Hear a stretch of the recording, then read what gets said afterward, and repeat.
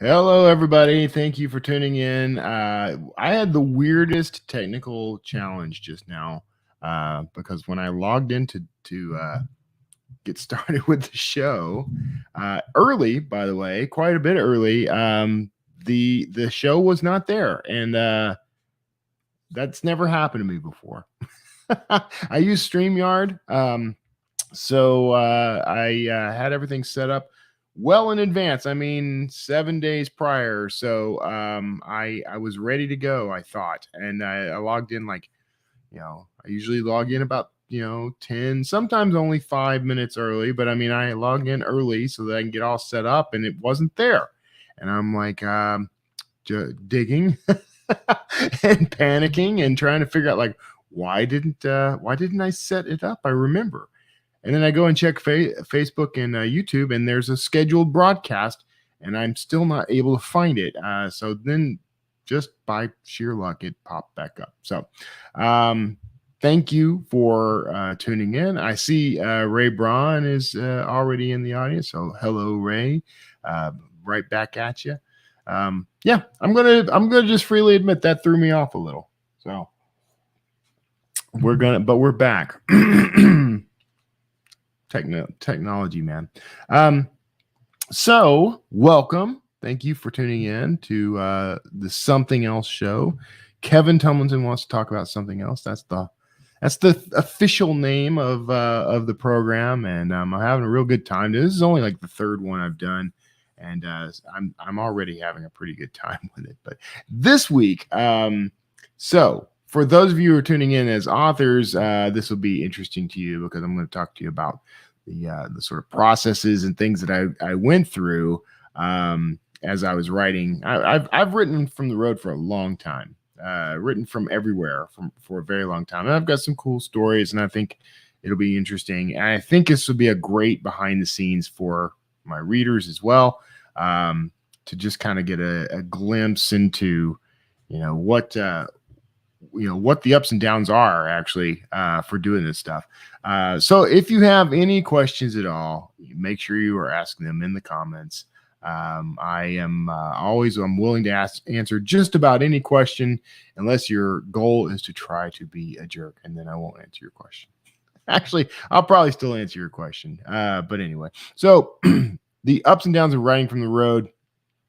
Let me just start by saying this. If you're not aware, so over the past decade, so my wife Kara and I, we got married way back in 2006.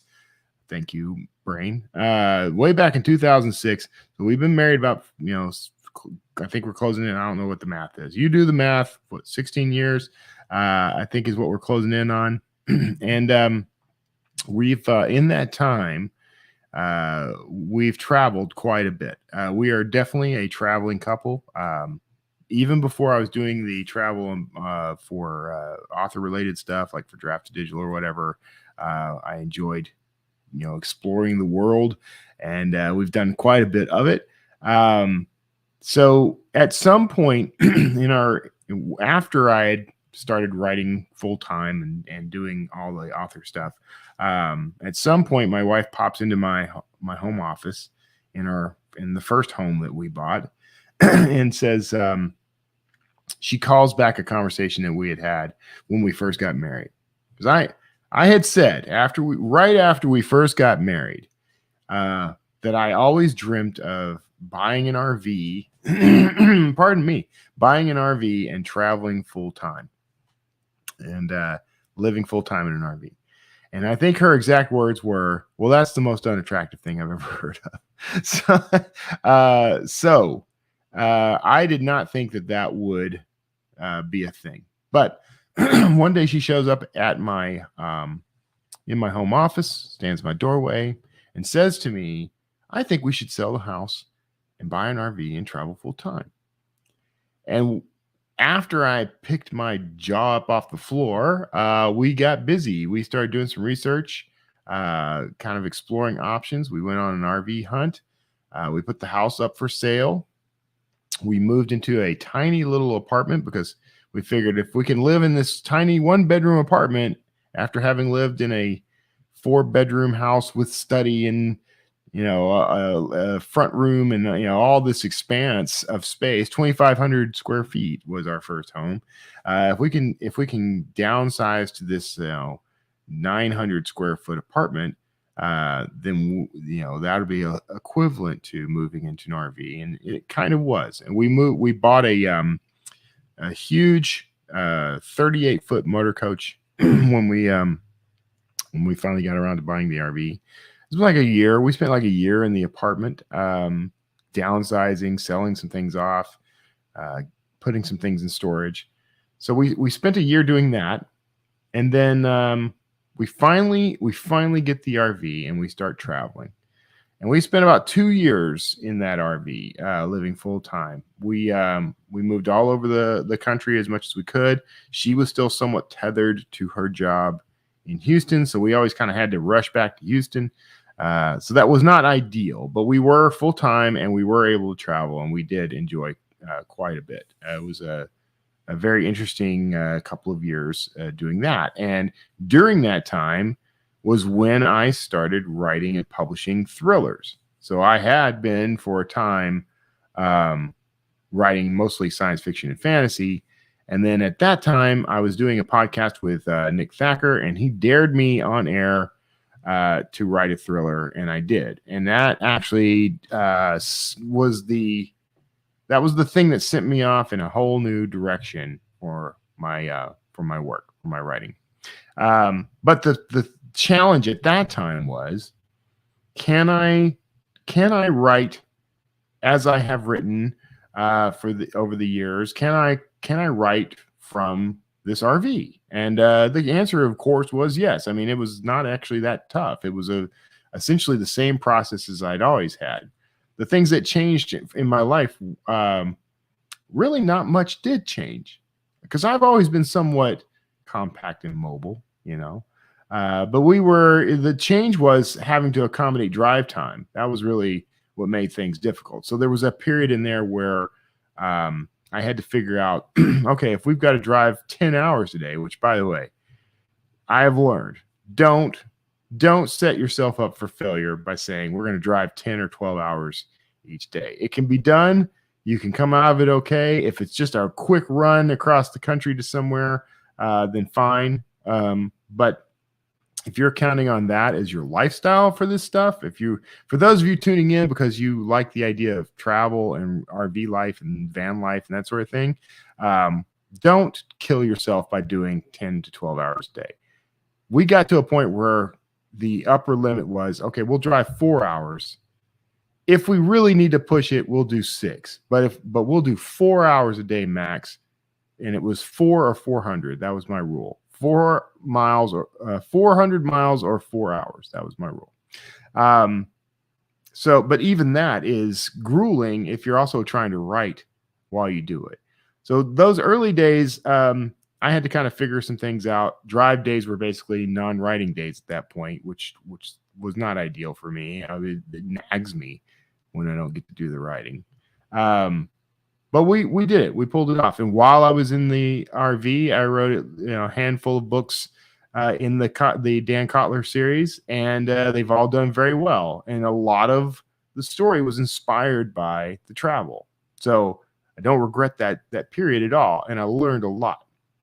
And then I applied what I learned over the next few years. So so for the authors in the crowd, anyone who's an author, the lesson to learn from that first bit is make sure you understand the aspects of what you're doing, the aspects of the travel, and how they relate to your writing schedule. Because I have a pretty relaxed and comfortable writing process now that we're back in a house, and I had that before we got into the RV, and it didn't change dramatically. The actual process didn't change dramatically. It's basically get up, take out the dog, get my coffee, sit down and start writing. And I got my word target, and I do that.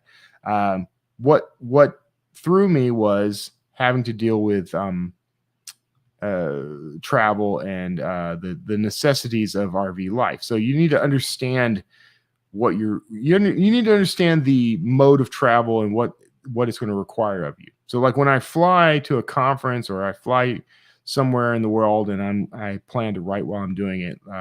There's the dream of this sort of mystic, hazy dream of, well, I'll write while I'm on the plane. Well, I am terrible at writing while on the plane. Like that time is great time, but I feel there's too much rush and pressure, and by the time I get into my seat on a plane, I kind of need the downtime. So for me, the plane is rest. I will rest while I'm on the plane and recharge, and then when I get to my hotel, wherever the destination is, I will set aside time to write. That's kind of my strategy for writing while traveling. But that said, I have written on planes. I have edited on planes. Editing is a different animal. And these days, because I write using a piece of software called Scrivener, which is I can sync up between all my devices, and you could do the same thing with Microsoft Word or something else. But I will sometimes just use that flight time for the editing. Go back and edit what I've already written or whatever, because I can just do that real quick. Not a ton of concentration. It's just like reading a novel while you fly. But I would much rather rest on the flight and get to where I'm going rested and ready to jump and do whatever, rather than work my way across the country. But you do what you got to do when you're called upon. So now I fast forward a little. We were on the road for 2 years in the RV, and then there were the definite challenges with that. But I managed to write and publish a good half a dozen books, I think, during that time. Actually, for a while there, I was writing and publishing a book a month, and that was definitely during that. There was some overlap with that period for sure. And I also did some experimental things in that time, which we've talked about before, like writing a book in a day. I think we were out of the RV by that point, but all that stuff happened at around the same era, all the experimental stuff and figuring out my process and figuring out how I was going to do all this stuff. But fast forward a little, we are in the RV, and one day we're parked near Pearland, Texas. We're at a very nice little resort, but Kara's having to go back and forth to work all the time. I'm doing my travel for work all the time, and we're finding that the RV is basically parked in this resort, and we are always off elsewhere. Both of us were traveling even more at that point than we had been in the RV, but she was flying to one part of the world and I was flying to another part of the world for our work, and then we were both flying back to sleep in this RV in basically a parking lot, a nice parking lot. A very nice parking lot with nice amenities, but here we are.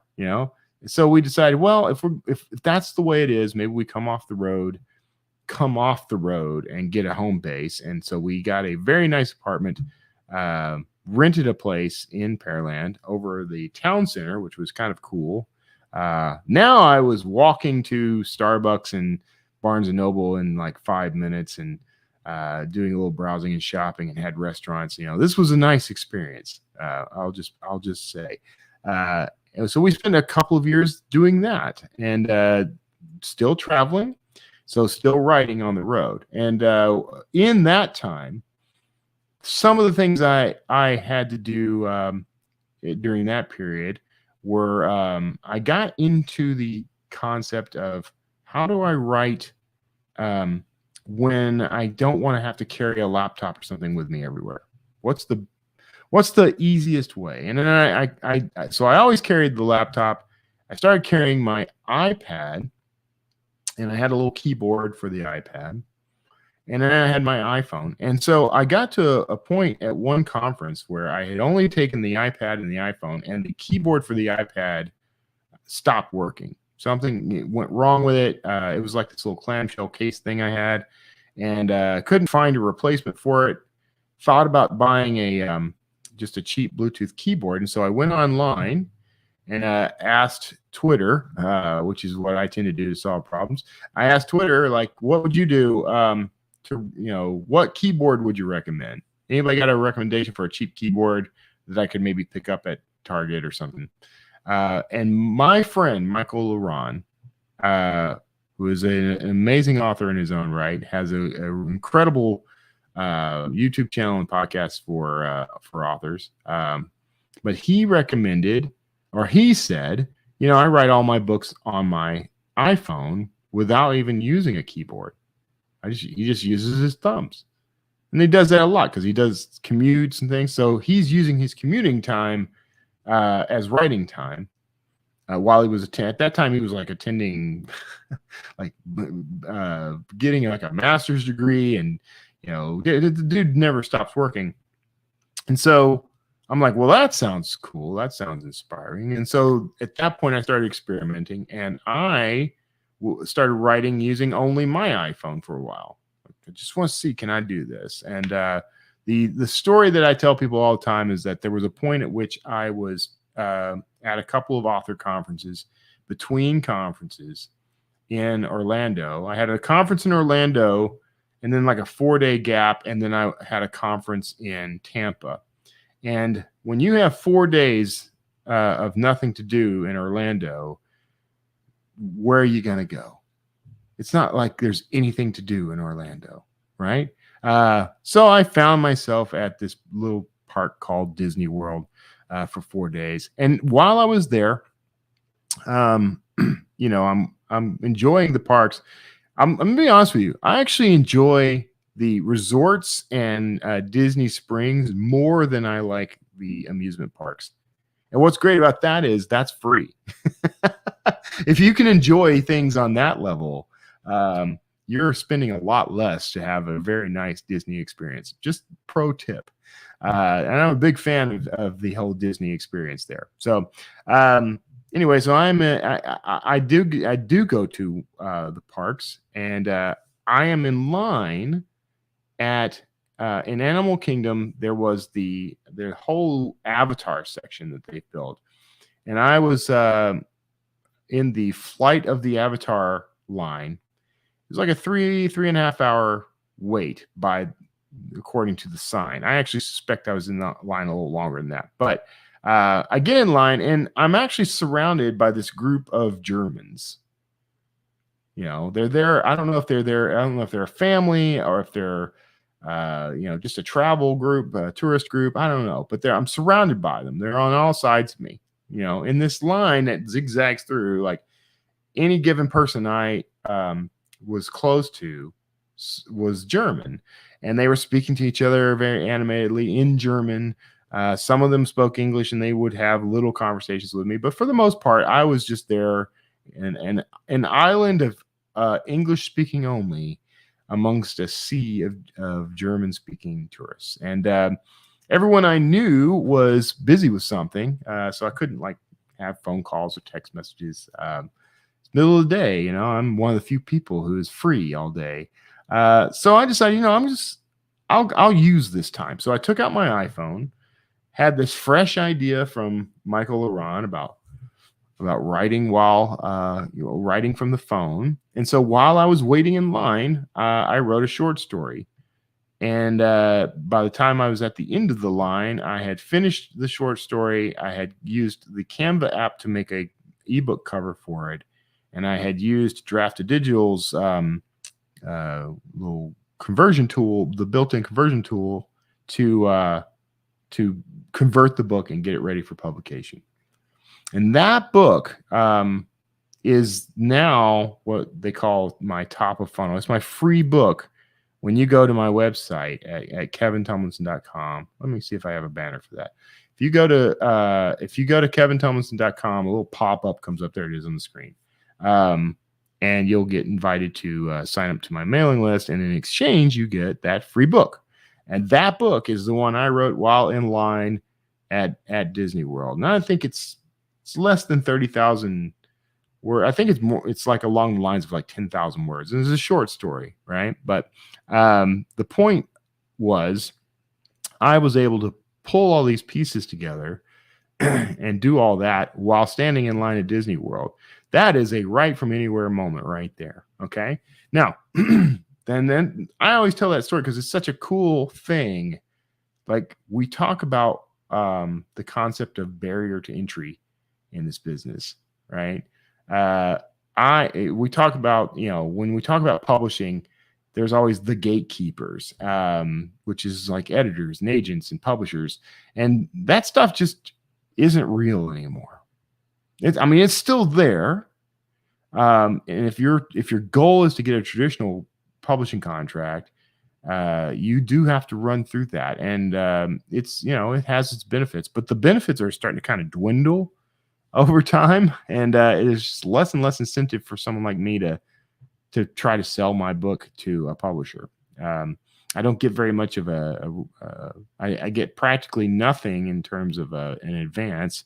I get a very slender amount of royalties, like 3 to 5%, if I'm lucky. And I lose control of the book altogether. So I get no say in any of the things that matter.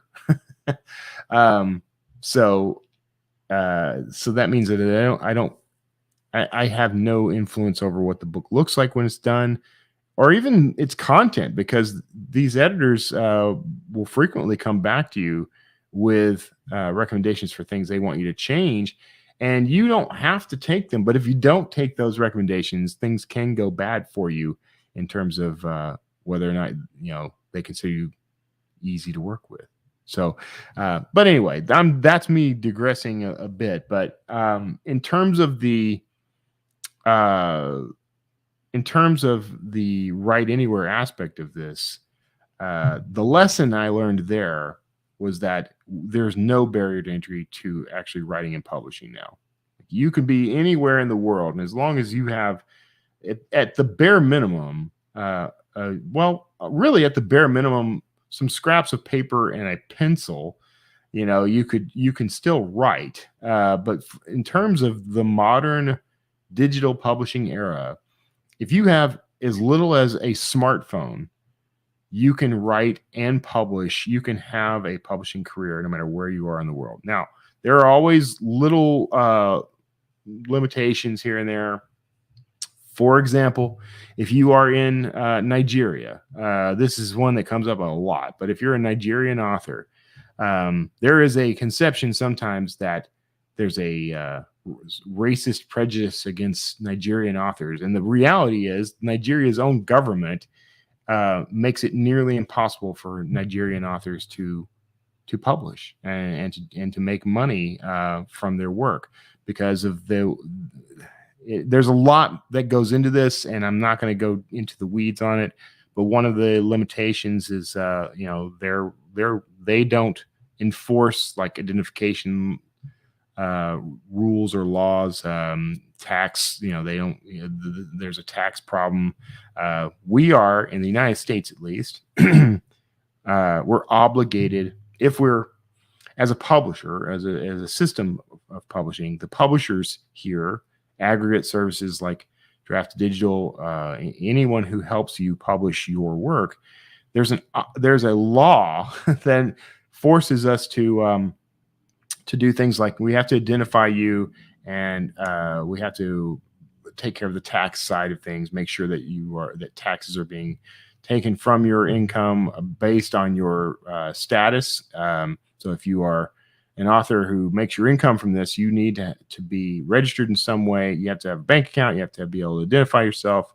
There has to be some assurance that you're going to pay taxes, and that's a very basic way to go through that. But that's the reality of this. So that's a challenge for writing anywhere. Is if you are a non-U.S. citizen or one of the North American countries, or any Western country, really. If you are outside of that, it's going to be much more difficult for you to make money from publishing. And it has nothing to do with your race. It has to do with your government. I mean, the Nigerian government is, by all indications to me as a Westerner, is very corrupt. Has a lot of issues that work against its citizenry. So that's the way that is. But that leads to another challenge of the write anywhere, writing from the road philosophy, if you are traveling abroad, there are certain things. I know a lot of like YouTubers and entrepreneurs who spend, and I need to really research this to find out what the timelines are. But if you spend X amount of time on outside of the U.S., so I think it's like 9 months. If you spent well, we're just going to say that, make up a number. But if you spent 9 months outside the U.S., you there's a way that you can basically, you don't have to pay income tax, U.S. income tax, because you weren't using any of the resources of the United States for most of that year. So that makes some logical sense. Now, some of the countries you are working in may require that if you've made income while within their borders, you pay them tax.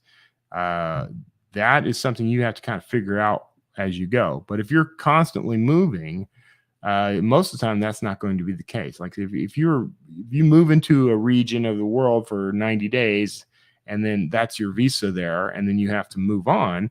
That's the way a lot of these like traveling entrepreneurs do this. They basically keep more of their revenue because they're overseas all the time, and they move from country to country so that they're never they're not beholden to that country's tax laws, for example. But for other reasons as well. And I'm way oversimplifying this, so you're going to find all kinds of flaws in this. But if you start researching it, you're going to find more about this. But so that's some of what you have to consider when you're writing from the road is, what are the rules? What are wherever I am, what are the government's rules about what I can do with my money, how I can earn? Some places have laws against certain things that are actually best practices in the author community. So those are some challenges. Also, just domestically, like here in the United States, as I go from state to state, there are things I have to consider as well. Nothing quite as severe as like different tax laws or anything. And honestly, if you are in a state but your residence is in a different state, like no matter how long you're in that state. Well, I'm not a lawyer, but if your residence is in Texas, for example, where we have no state income tax, but you've spent the past year or two in, say, Michigan, there may be laws that require you to claim residency in that state so that you can pay state income tax.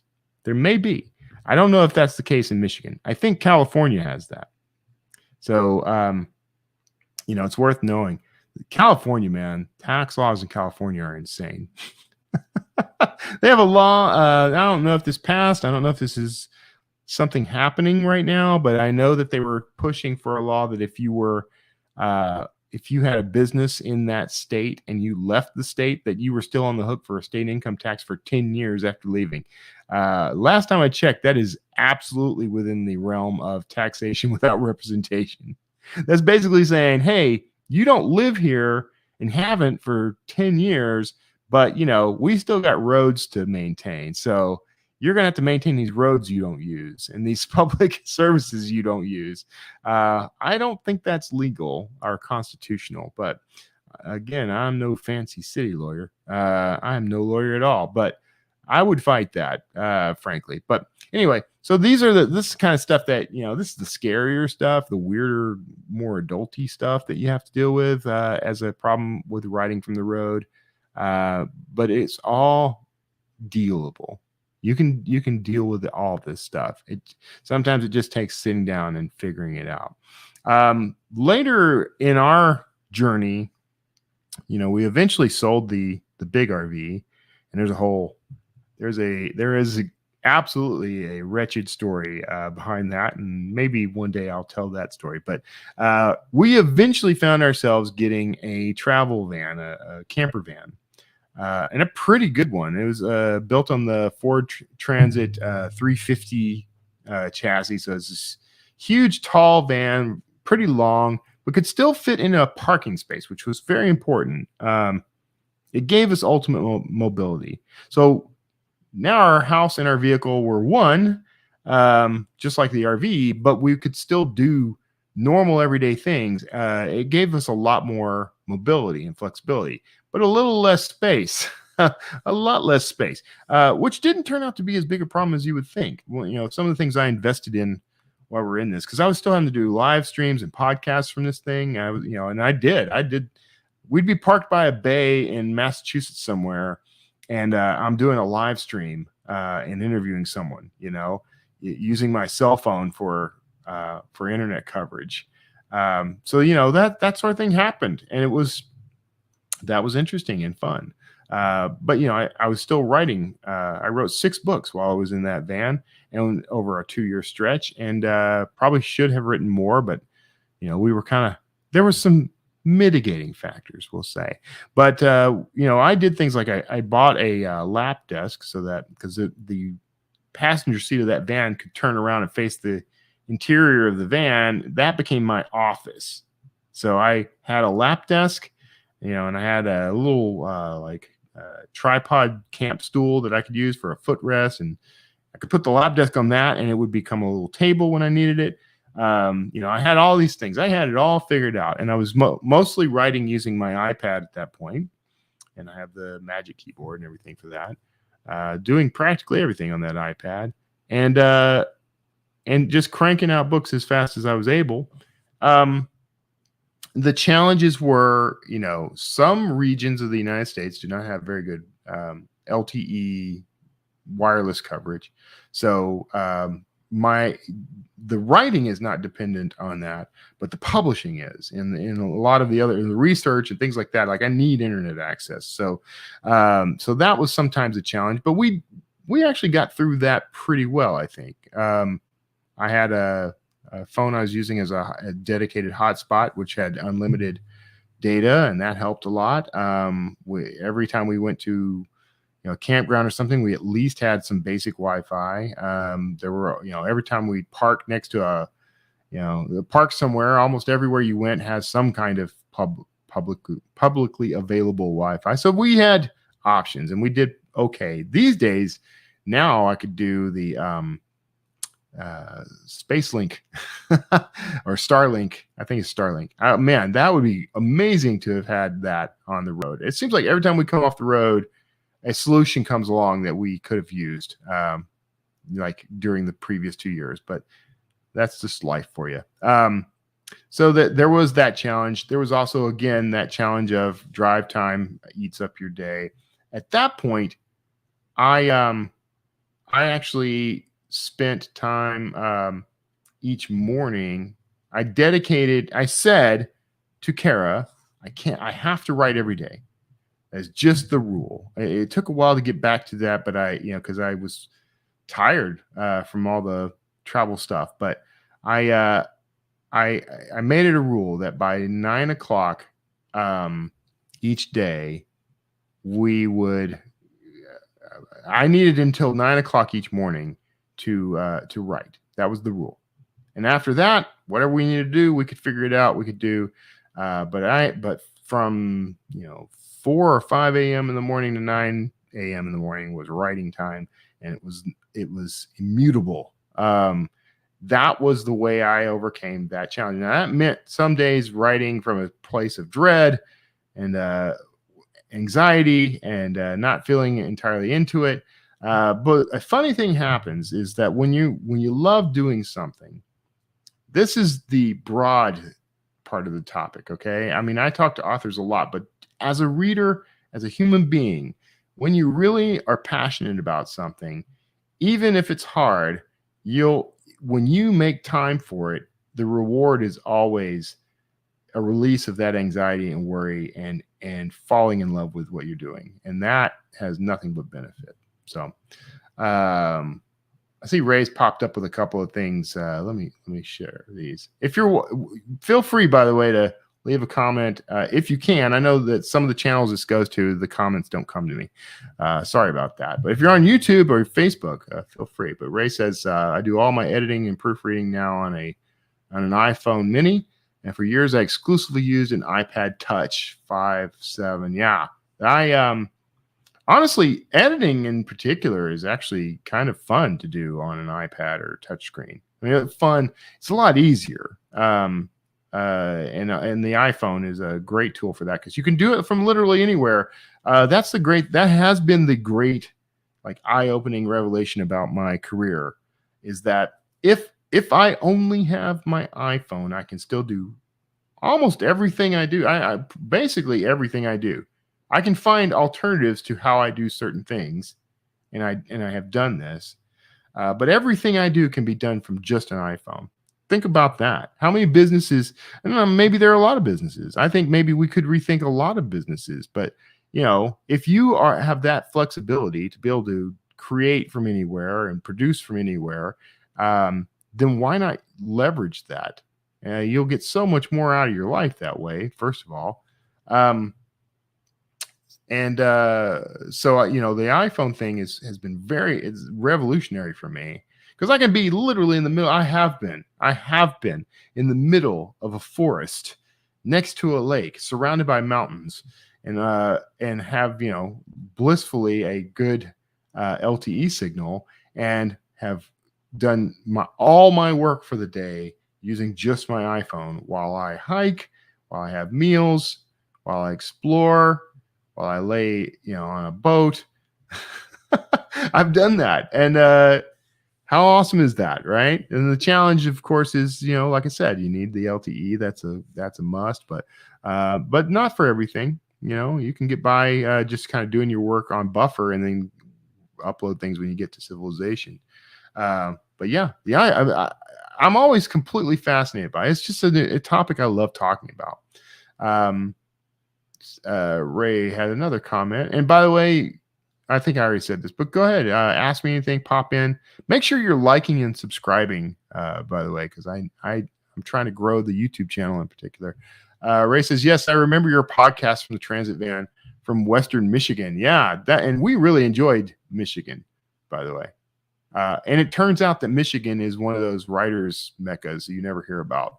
When I started telling others in my circle that I was going to Michigan and that I was in Michigan, I started learning that a lot of very big name authors own homes in Michigan on the lake and spend a lot of their time there. And so I was surrounded by authors the whole time.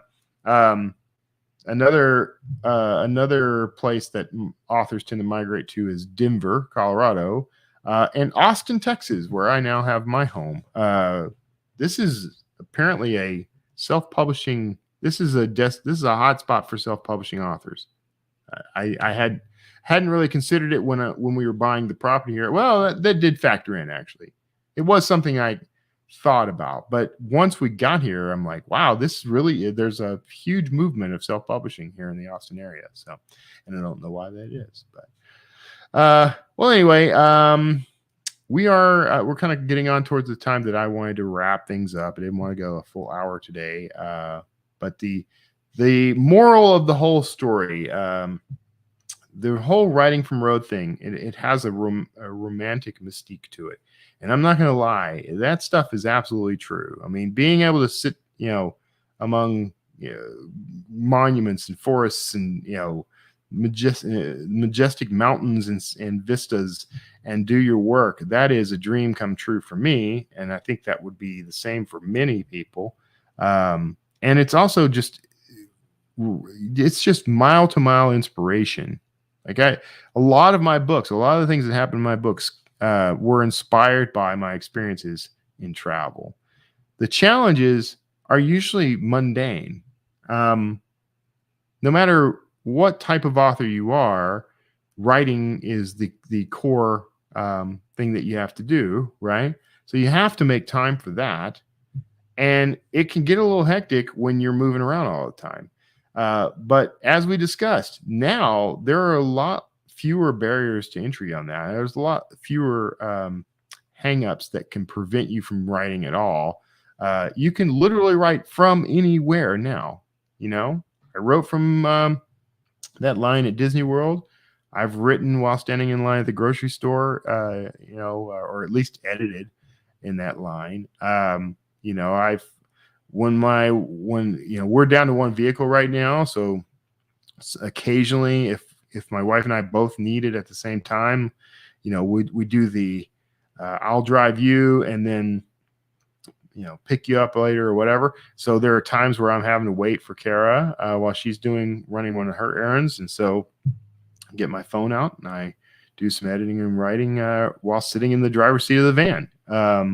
It's just, the key here is, despite the fact that writing can be a challenge from the road, you are perfectly empowered to do it. You just got to get a little creative about it. It's not always going to be the way you've pictured it or the way you are used to doing it. So that's for the writers in the crowd. For the readers tuning in, for my readers, first of all, bless you. I love you. I have always loved you and will always love you. But I wanted you to know, I wanted you to see, like, from my perspective, what it looks like to produce these books. That's part of why I do the show, and or why I'm doing these. And I want you to ask questions. And you know, right now I don't have a ton of people tuned in right now, but I know that people kind of grab these after the fact. But knowing what goes on behind the scenes, I'm hoping that sort of endears you to the story more. But I also want you to be able to learn lessons from this stuff too, because there's a lot that happens in a writer's world, in a writer's life, that is that can generate wisdom and be applicable to a great many things outside of the writer's sphere. A lot of my biggest life lessons actually have come from my experience as an author. And so growing as a human being is a very important thing to me. And I've been able to do that thanks in large part to my experiences in writing and publishing books. So, but that said, here we are around closing in on like 45 minutes. I appreciate you for tuning in. Ray, thank you as always for your comments. You were the only one today, so soak up the glory, brother. And if you would, anyone watching this, please like, follow, and subscribe on YouTube, on Facebook, on LinkedIn, wherever you happen to be, Twitter. If you type at Kevin Tumlinson after in any one of these social media networks, you're probably going to find me. So go ahead and do that, and make sure that you go to kevintumlinson.com. I sometimes have trouble pronouncing my own name. And check out my books. If you go there, you can actually click on, there's the books link, there's a contact link. I'm going to be doing some things, shifting some things around on that site pretty soon, but it's all going to remain more or less the same, and definitely will always be a hub for finding my fiction. So go check that out. Click on the contact button there and share with me, you know, some whatever you want. Let me know something. I'm doing something, by the way. I just started a series of posts about this on social media. If you are someone who organizes events for like a school or a library or a business or a conference or something like that, or you're a podcaster or whatever, the podcaster part isn't relevant to this yet, but reach out to me first of all. But I just posted an idea I had, because I sometimes get paid to go speak at these places, schools and stuff, and they have like a budget, and they'll actually pay, you know, they pay my way, and I feel like there are a lot of schools and libraries and things out there that can't really afford to pay all these accommodations and flights and hotels and stuff. But if you would like for me to speak at your school or library or your event or something, and you have a limited budget, I'm offering to cover my own travel and lodging. And hey, I have the van, right? But I can fly and be somewhere very quickly if need be. So I'm offering to do that if you are willing to purchase $1,000 worth of my books up front for the signing, for a signing. And if $1,000 ends up being too much, hit me up. Maybe there's something we can work out. That's the number I came up with that can help me offset my costs. But I'm happy to come. I've done lots of these talks at schools and libraries and conferences and all, summits and all kinds of things, and 1-day events and 3-day events. I've done all these. But if you would like to have me show up and do a book signing, talk about fiction or talk about writing or talk about travel or any of the other things, feel free to pop on over to kevintumlinson.com, click on the contact button, and then reach out, and we'll figure something out. I'm asking $1,000 in books up front, but if you have a much more limited budget, talk to me. Let's see what we can work out. I'm sure I can find a way. But I love talking to students and people who are interested in writing. But beyond that, I just enjoy speaking. Oh, this is my mom. This is my mom, Vicki Mansell Dunn, who says she loves me. I love you too, Mom. Thanks for tuning in and supporting me. Thanks for making me who I am, literally and figuratively. So, all right, everyone. Thank you for tuning in. God bless you. And I'm going to do more of these in the future. So be on the lookout and let me know what you think. And talk to you soon.